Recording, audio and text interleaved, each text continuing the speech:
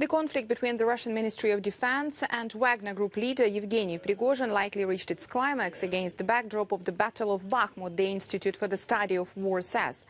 The Russian Ministry of Defense is likely seizing the opportunity to deliberately expand both elite and convict Wagner forces in Bakhmut in an effort to weaken Prigozhin and derail his ambitions for greater influence in the Kremlin.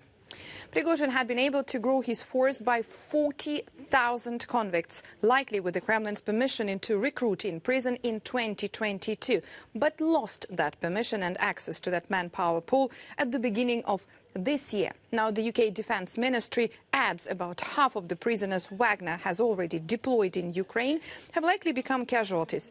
If the ban endures, Prigozhin will likely be forced to reduce the scale or intensity of Wagner operations in Ukraine. He has already threatened to withdraw Wagner forces from Bakhmut and insinuated that the Russian Ministry of Defense used Wagner to bear the brunt of the high-intensity attritional urban warfare to seize Bakhmut in order to conserve Russian conventional forces. Russian forces have continued their offensive operations near Bakhmut, but have not completed a turning movement, envelopment or encirclement around the city.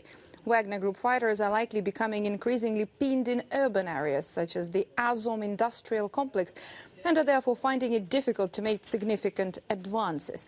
The Institute for the Study of War says Putin had ultimately allowed the Russian Ministry of Defense to retake control of the Bakhmut direction from Prigozhin in January, as Wagner forces failed to deliver the promised victory over Bakhmut by the end of 2022.